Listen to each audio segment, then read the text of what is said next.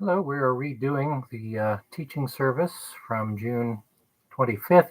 We couldn't get the camera working, so I'll just redo it so that the Genesis series isn't incomplete. Um, we always start with a review. Last week we studied Genesis chapter 25, verses 1 through 11. In verses 1 through 4, we're told that after Sarah died at age 137, Abraham took a wife named Keturah. Though she was actually more of a concubine than a full wife, she bore him 6 more boys. One of his sons would become the first of the Midianites, who later became enemies of Israel. And one of his grandsons became the head of the early Assyrians, another famous enemy. Well, was that a good thing? Well, there was nothing wrong with Abraham remarrying after being widowed, and it makes a lot of sense because Isaac and Rebekah were living at some distance away, and he's lonely and old. So basically, Abraham starts a new family in his old age. But Abraham had no way of knowing that either of his sons would become enemies of his future people, that they would become the descendants of Midian or Assyria, or even what that would mean if he had known. So I think it's our own subconscious anger. We are rightly angry at Abraham for his relationship with Hagar and producing Ishmael when he was going aside from the will of God and doing his own will. Because Ishmael turned out to be a bad seed to some degree. But having children who become evil is not always the father's fault. Um, Often it is not. The father, if the father is wicked or he's a bad example and a bad influence on his children, then he is still only partially and not wholly to blame for that evil. Parents do have a big influence on their children, but they're not totally responsible for their children's lives. The human soul is wicked on his or her own, and you don't have to blame it on the parents for people to be wicked. Each human soul chooses its own path to a great degree. There's also a good kid in this list. There's a grandchild named Sheba, and he and his people will move to Africa and form the modern nation of Ethiopia, and the Queen of Sheba will go visit King Solomon. So all of his kids did not go bad, and I don't believe it was his fault, at least not to a great degree. So Genesis 25, verses 5 and 6 tell us, and Abraham gave all that he had to Isaac, but Abraham gave gifts to the sons of the concubines which Abraham had. And while he was still living, he sent them eastward, away from his son, to the country of the east. You can see that Abraham is very generous on his own, as opposed to when his wife Sarah was alive, and she was very stingy. She didn't want Ishmael to get anything. But there's 2 interesting things in these verses. First of all, concubines, that's plural, are mentioned. So it cannot just mean Keturah, it means there's other concubines. So it's possible that there were also other half-wives other than Keturah and other kids who were not even mentioned here. But we also know that Abraham sent them away when they were older.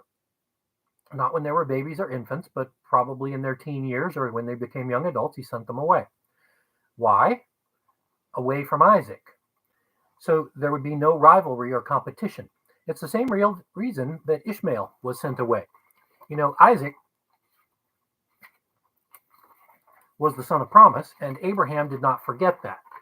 He was generous with all of these new children, but only one of them can rule Judea for the promise of God. And that was implied by God years before in Genesis 21, verses 12 and 13. Jesus told Abraham, go ahead and do what Sarah says, because in Isaac your seed shall be called. But I will also protect Ishmael and Hagar. So this becomes Abraham's precedent, that God agrees that Isaac is the child of promise, and therefore only he should stay at home in the promised land. And so Abraham is still following God's will as best as he knows it by sending away these new children to eastern lands, which were not part of God's promise. Now, why did Abraham feel the need to start a new family? Probably because he's retired and his family is busy. So we look then at a few New Testament passages showing that generally widows are encouraged to remarry. That's generally the best policy for widows. Now, unless they are quite old or desire to remain single, God and the church encourage people to remarry and have families. We looked at much of 1 Timothy chapter 5, where Paul is talking about widows and remarriage and charity in the church. And Paul says that there are true widows, but there are also other widows who should find other ways to be cared for other than church charity. If a widow has children or grandchildren, those family members should be caring for them and not the church alone. And if she is old and alone, then she is a true widow and can be cared for by the church. So true widows are older women and helping the church, and they can receive charity. Younger women, it says, or younger widows should remarry and not be idle and gossipy. These passages almost always refer to women widows as opposed to men widows. And the reason is that in the ancient world, there were no money-paying jobs by which a woman could remain independent. They weren't allowed to work in almost any field except prostitution. And so the men, even though they're older, can get jobs and find ways to help themselves, whereas the women cannot. And that's why we talk about women widows in the Bible, not so much men. But in the case of Abraham, this was not a problem. Abraham, even though he's old, he has plenty of money, and his family's still alive. They just live at a distance away. But he may be lonely, and he needs more help as he gets older. So he remarries, or at least takes some concubines to help him. There is one passage in the New Testament that refers both to older men and older women, and that's in the book of Titus. So if you turn to Titus chapter 2, I'm going to read verses 1 through 5. But as for you, speak the things which are proper for sound doctrine, that the older men be sober, reverent, temperate, sound in faith, in love, in patience. The older women likewise, that they be reverent in behavior, not slanderers, not given to much wine, teachers of good things, that they admonish the young women to love their husbands, to love their children, to be discreet, chaste, homemakers, good, obedient to their own husbands, that the word of God may not be blasphemed. So here is one of the rare cases when older men, including widowers, are mentioned, and not just older women. The older men are to be godly in character, in faith, love, and patience. And the older women are likewise to be godly and also to teach other younger women how to be living rightly. So both older men and older women are to be righteous and examples to the younger generation, even if they're too old to do physical labor. Now, when Abraham died at age 175, both Isaac and Ishmael came to bury him in the cave in Hebron that he had bought next to Sarah. Now, there's a neat phrase used there that we discussed at some length. It says that Abraham was gathered to his people. Now, this eventually became slang for death. Our idea of death nowadays, held by most people, unbelievers especially, is that death is the end, after which there is nothingness. It's truly your ending. But our faith is that we will literally be gathered to our people. And God himself recognizes the truth of this, so it's not just a Jewish cliche. And you can see that in 2 Kings chapter 22, verses 18 to 20. King Josiah heard that God was going to bring judgment on the wicked people, and the king humbled himself and repented and prayed for forgiveness. And so God sent a prophetess, Huldah, to speak to him. And what she said is that Josiah will be gathered to his fathers and to his grave in peace. So God confirms the truth of that statement. It's not just an ancient Jewish myth. God affirms the truth of the slang. So it's not just a pleasant thought. It is literally the truth for a Christian. Upon your death, if you are a believer, you will gather with your ancestors and your relatives and in peace with any relatives who are likewise redeemed from their sins. And lastly, we were told in the text from last week that we're told that when God started blessing Isaac when Abraham died. That ends the review, though we will continue to look at Ishmael in greater detail today. So returning to the question of Ishmael attending Abraham's funeral, there's many unanswered questions. Did Isaac invite him? Did Isaac send news to him that Abraham had died? Or did Ishmael somehow just hear about it and show up? Now, Hagar is not mentioned, although it could be because she's likely about 100 years old by now, if not older. And Ishmael himself is probably 85 at this point. Did Ishmael return because he loved Abraham? Did Ishmael return just hoping to get more money out of the estate now that Abraham's dead? It doesn't say, but either or both are a possibility. So we'll speculate a little bit. I would think that Ishmael really hated Sarah, his surrogate mother, because Sarah always hated his own physical mother, Hagar, and Sarah was the instigator of kicking Hagar and Ishmael out of the family. So I'm pretty well guessing that Ishmael did not come to Sarah's funeral earlier, was that 30 years beforehand. But he may still have partially, at least, loved Abraham, his father, who was surely a bigger part of his life. There must have been a lot of conflicting emotions, as there are in any mixed families, as we call them nowadays. Hagar was a surrogate mother, concubine. Now, Ishmael grew up until his teen years as the spoiled child of the family. They thought he was the child of promise. And so Sarah, perhaps less so, but Abraham a lot, would have treated him and spoiled him, I think. So Ishmael grew into his teen years as this spoiled child. But then when Jesus promised a son to Sarah named Isaac, Ishmael's status fell dramatically. He probably couldn't understand it. And yet God had told Hagar that Ishmael would not be a lovable man. But that wouldn't make it any easier for Ishmael, who goes from spoiled to ignored. Look at Genesis 16. We're going to talk again about Ishmael now, from Genesis 16, verses 11 and 12. And the angel of the Lord said to her, "Behold, you are with child." This is to Hagar.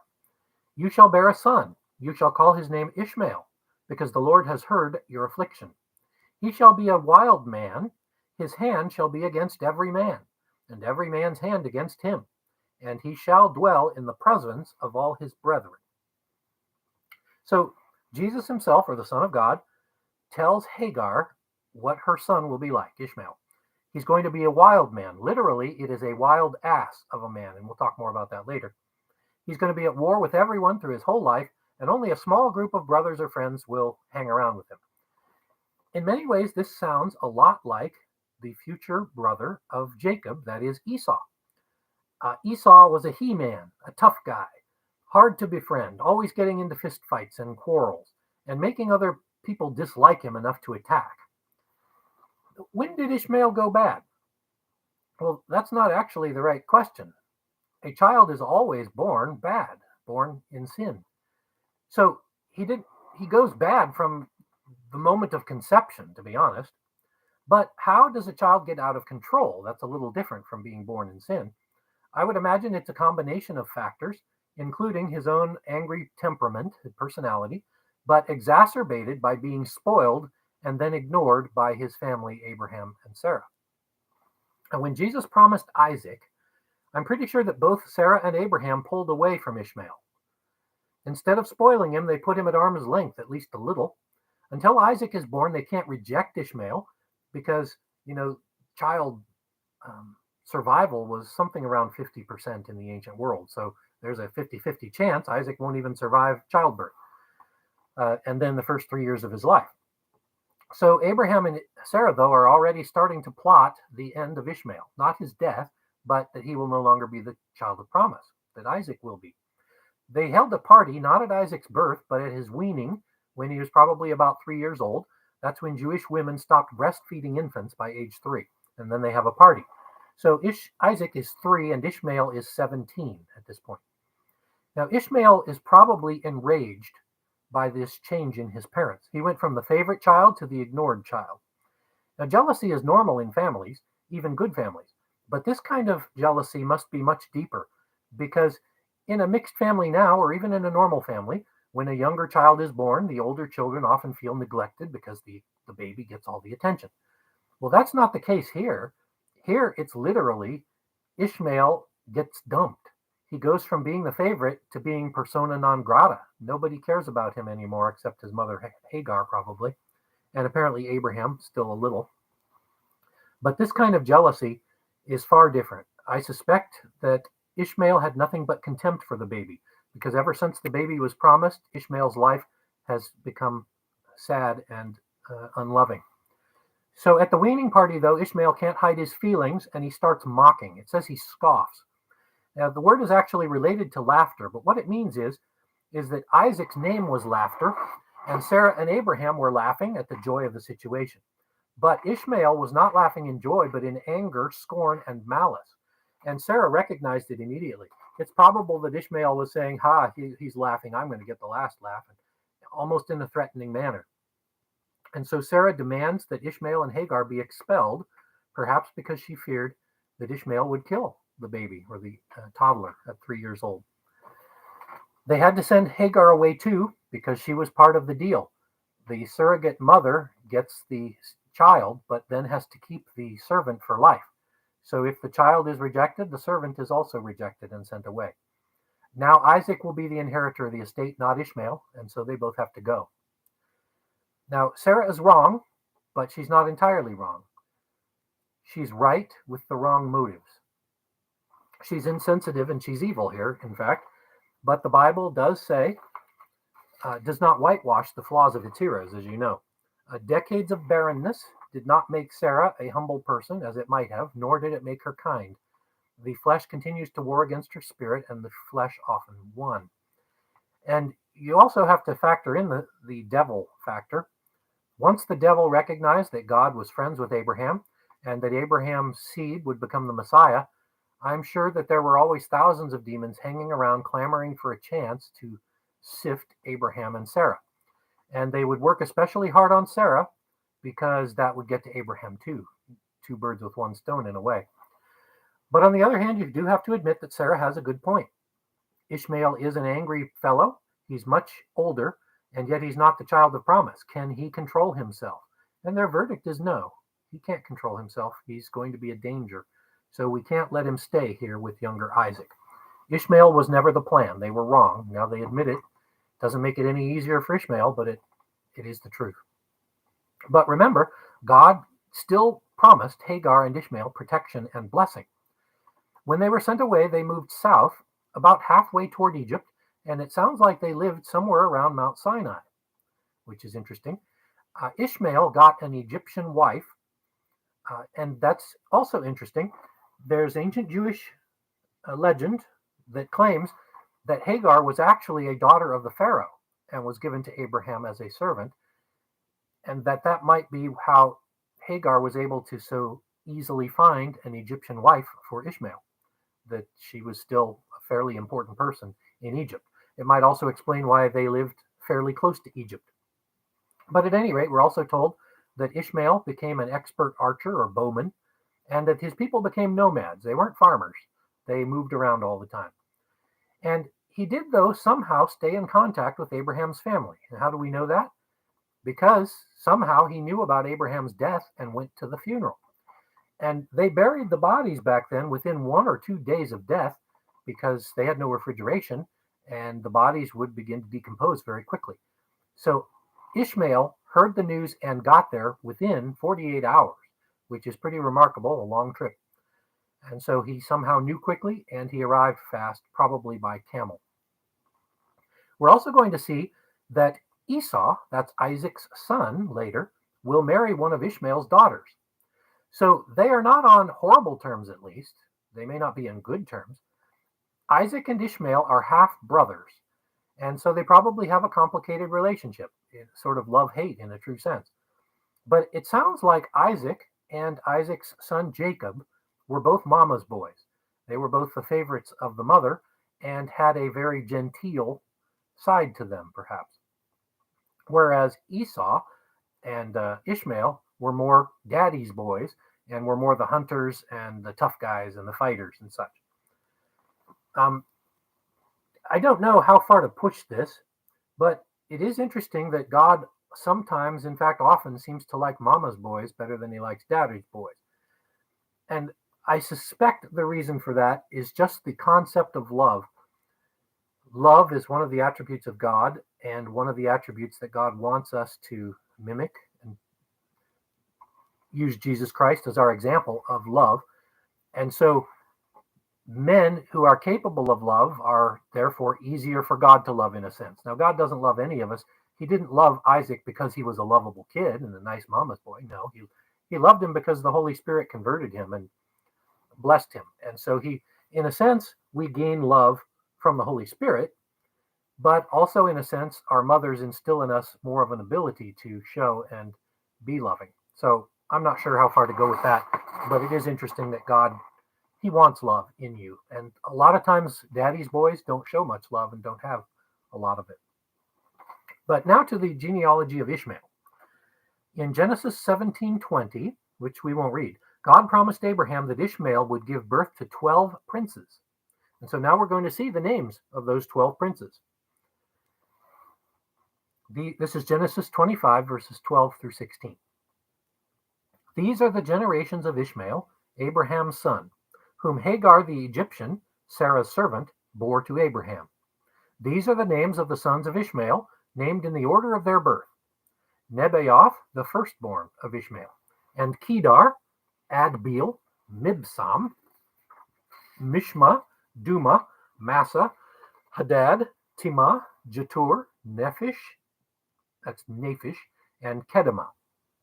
These are the sons of Ishmael, and these are their names by their villages and by their encampments, 12 princes according to their tribes. And skeptics who like to say, oh, this is nonsense, they just made up the names. Well, if they made them up, it was again repeated in 1 Chronicles chapter 1 exactly with the same names. So the Bible does give several more references to the Ishmaelites, as we will call them. That's the descendants of Ishmael. Jacob's wicked sons will sell Joseph, their younger brother, to the Ishmaelite caravan for 20 shekels of silver and carry him to Egypt. And we need to look at this passage because there's a couple more interesting things about Ishmaelites to notice here. So turn over to Genesis 37, and we'll look at verse 25. This is when Joseph has been dropped into a pit by his wicked brothers, and they're discussing what to do with him. Should we kill him or should we sell him? So here we start in verse 25. And they sat down to eat a meal. Then they lifted their eyes and looked, and there was a company of Ishmaelites coming from Gilead with their camels, bearing spices, balm, and myrrh, on their way to carry them down to Egypt. So what you learn from these verses is that the Ishmaelites have a caravan using camels, and they're carrying expensive goods from Syria and Babylon through northern Judea on their way south through Judea to sell them in Egypt. Now verse 28 adds some more helpful details. Then Midianite traders passed by. So the brothers pulled Joseph up and lifted him out of the pit and sold him to the Ishmaelites for 20 shekels of silver. And they took Joseph to Egypt. Now the reason this is important is because it confirms something from an ancient Jewish book called Jubilees, and it's not in the Bible. It's only considered part of the Bible by the Ethiopian Orthodox Church, which is interesting in itself. But it's at least from 150 BC. It was probably written by Pharisees or people like the Pharisees. And it's kind of an alternative version to Genesis. And we don't believe it for good reasons. It's about 90% nonsense, but about 10% kernel of truth, I suspect. It has lots of angel mythology, and in that sense, it's a lot like the Book of Enoch. But in this case, Jubilees is correct when it says that the Midianites and Ishmaelites married each other and intermingled a lot, so that they basically became one people. And here you see that in Genesis 37, that the Ishmaelites are named twice and the Midianites are named once, but they're all in the same caravan. So apparently they worked together, married together, worked together, and traveled together, the Ishmaelites and the Midianites. Now, I told you last week that Midian was another son of Abraham by concubine Keturah. And like the other boys, he was sent away. So it seems that some of these other sons of Abraham joined together to become more powerful and to cooperate with each other. And they become, at least the Midianites and the Ishmaelites, become wealthy traders. And they crossed the deserts between Babylon, Persia, Syria, and Egypt, carrying goods both ways. So to be like a train, you can think of a camel caravan as like a train, and each camel carries goods. And you buy goods cheap from Babylon and Syria, and you sell them for a lot of money in Egypt because they don't have them. And on the other hand, you take goods from Egypt, say like papyrus, and you put it on the camels, and you take it to Syria and Babylon where they need papyrus and sell it for a lot. So you're basically making a profit as businessmen. In this case, they took Joseph as a slave, so slaves was also a part of their business. I suspect that this may also relates somewhat to the book of Job.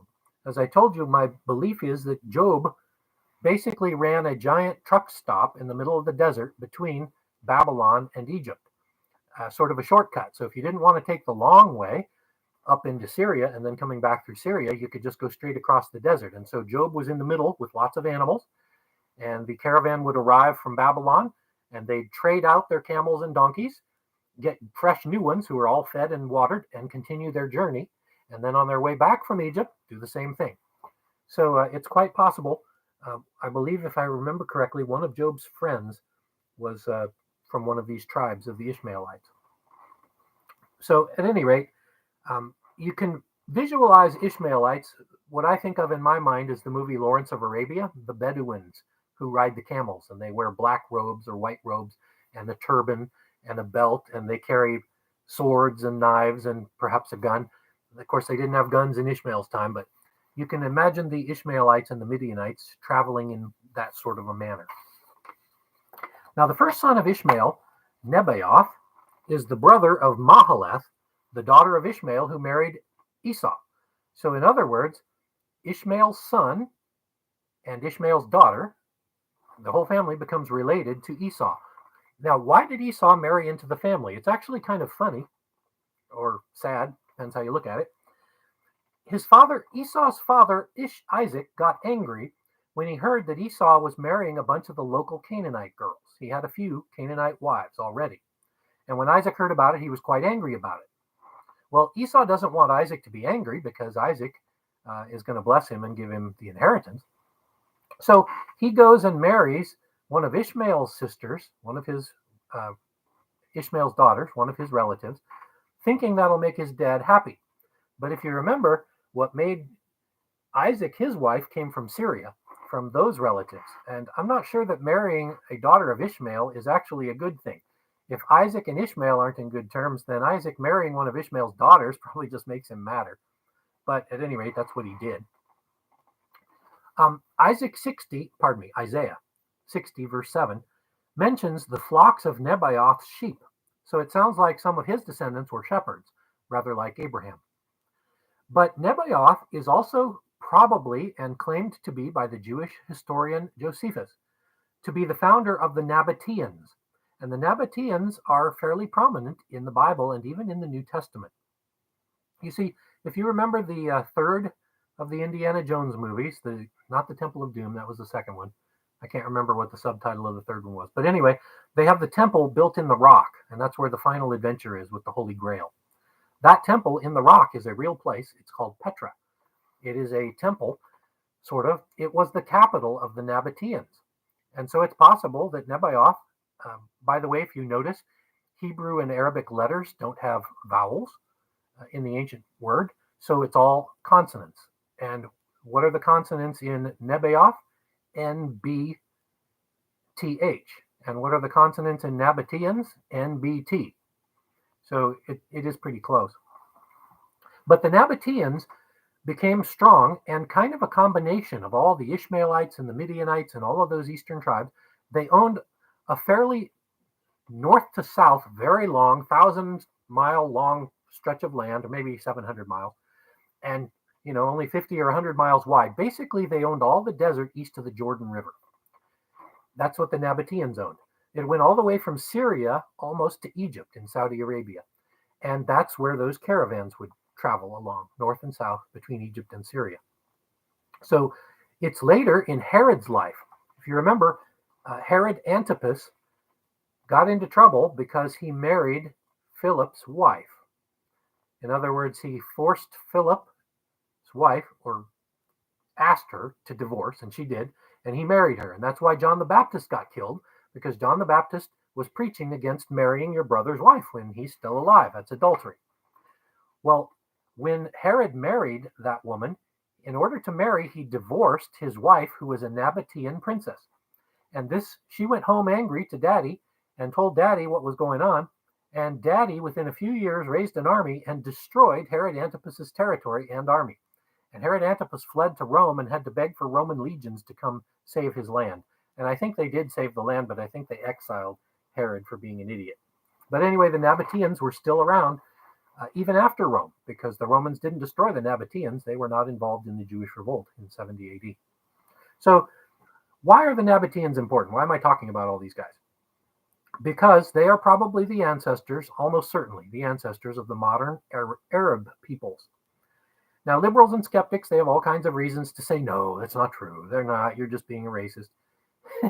It's pretty hard for them to say that. In fact, it's almost racist for them to say that they're not children of Ishmael. Why? Because they claim themselves to be the children of Ishmael. All right. So it's not like we're just projecting this onto them out of the Bible. No, they actually believe it and claim it to be true. So if a people gets to say who they come from, then they come from Ishmael. Now, Islam, the religion Islam, claims that Ishmael was a prophet of God and that Muhammad is one of Ishmael's descendants. It's in the Quran.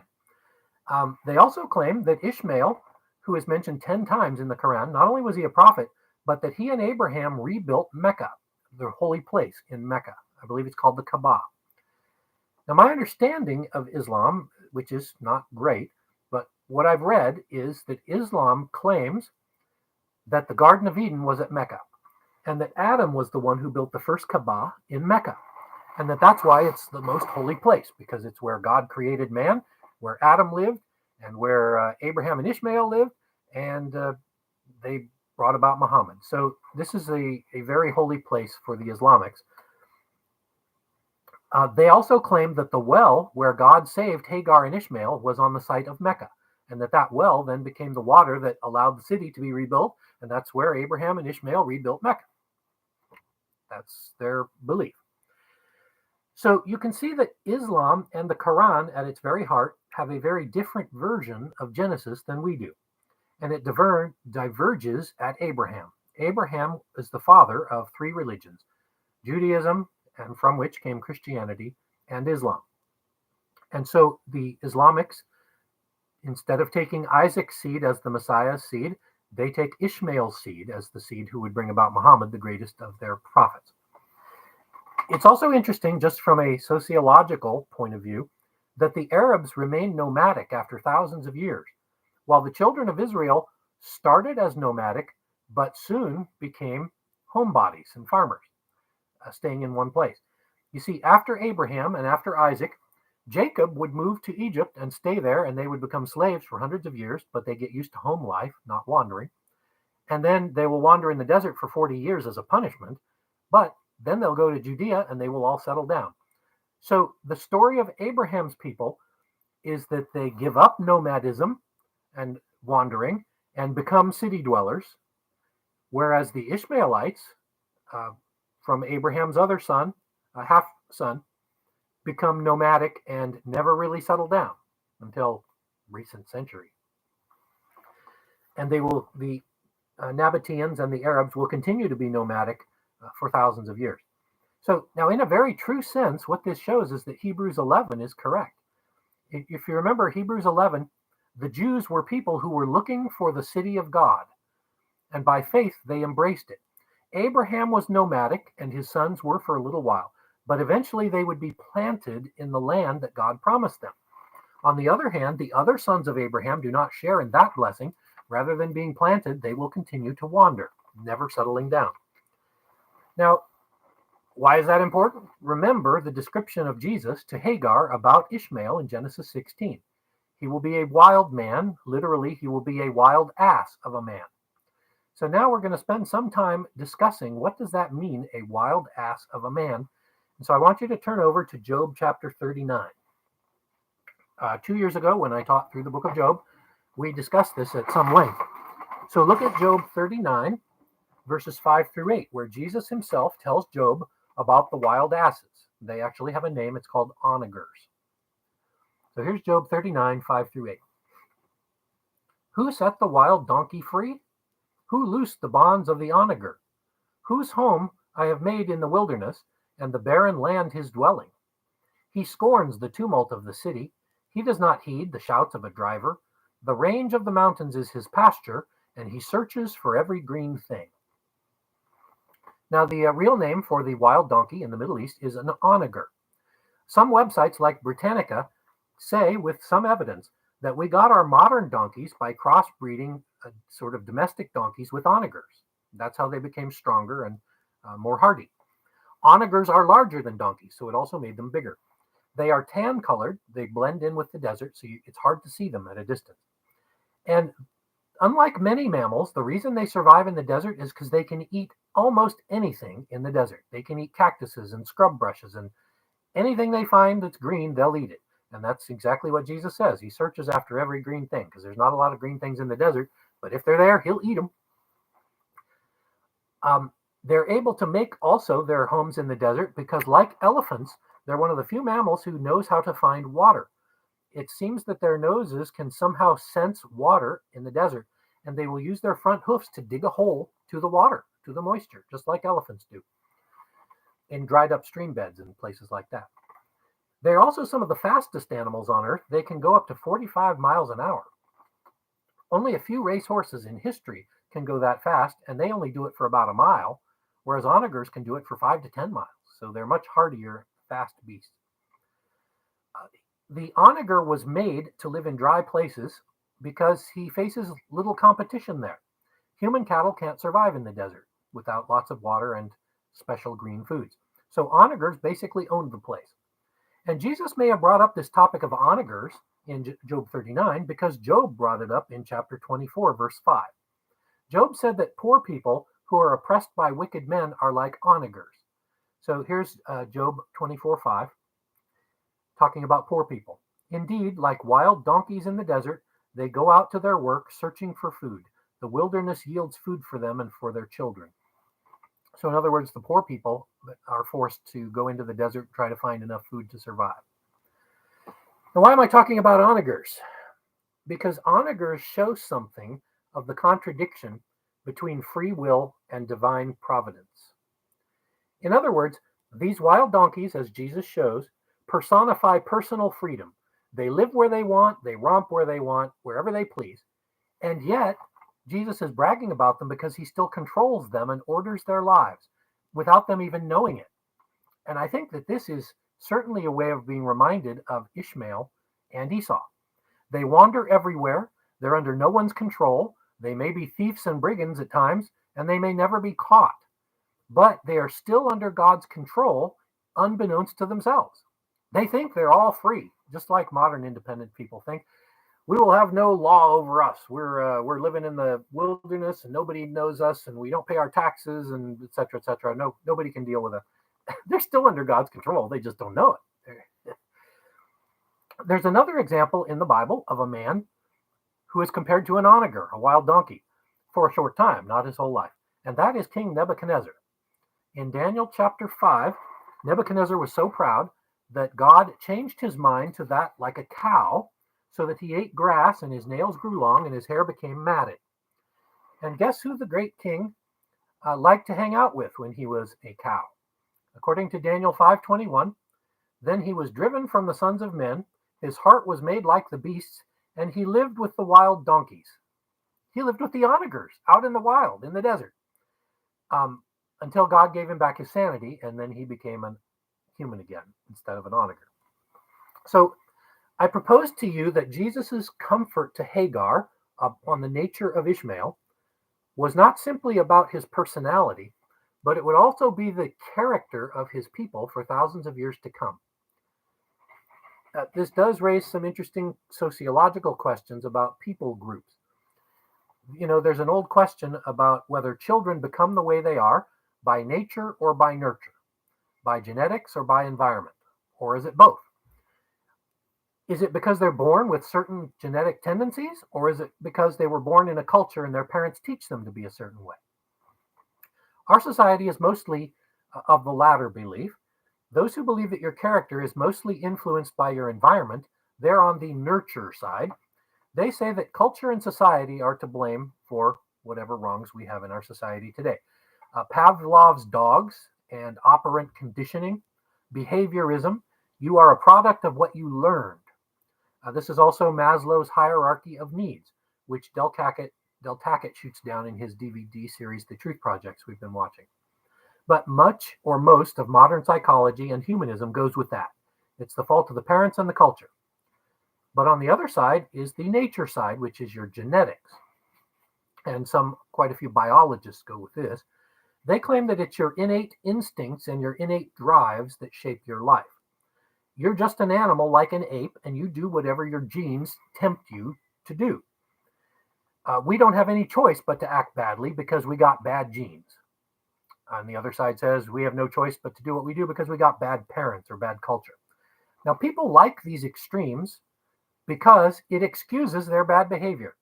They all seem to claim, all these people claim that they're basically good people with bad luck. I was born with bad genes. I was born with bad parents. I was born in a bad culture. I was born in a bad country. That's baloney. It's all nonsense. The truth is, you were born bad, and you just allowed yourself to go worse one way or another, whether it's by your own temptations and your own genes, or whether the culture tempts you and you decided to go with the culture, or whether your parents were a bad example and you chose to follow your parents. You still choose to do evil. You're born evil, and you get worse by your own choice. Now, at a natural or a cultural level, it's even harder to know. And it's dangerous, in fact, to even talk about such things. People are often called bigots or fascists if you claim that a certain people group has any tendencies like this and that. But I'm not castigating any people for any of these tendencies. Talking about nomadism, there is nothing wrong with it. It's not evil to live in a city or to live in the country or to live in a tent or to live in a house or to migrate a lot. Now, it may indicate a certain state of your mind, and it is the state of mind that makes it possibly good or evil. It's your intentions and the reason why you live in the city or you live in the country. I mean, if you live in the city or the country because you like it noisier or you like it quieter or you like it busier or you like it calmer, that's not an evil. Those are preferences. They're your quirks, they're your foibles, they're what you like. That's fine. If you like having a stable place because you love the wide variety of sins you can join, you like living in the city because you can live right next to the blue light district and fulfill all of your lusts, that is bad. That's a bad reason to live in the city. Or if you live in the country because nobody knows about all the twisted things you're doing in your privacy, that's bad. You're living in the country because you don't want anyone to know what you're up to. So either way, you can be a wicked person, and there's nothing wrong with being a nomad or living in a city. I do not pretend to know why the Ishmaelites and their descendants chose to move around a lot, except that probably economically that was their job. In a manner of speaking, you could look at the Ishmaelites like truckers.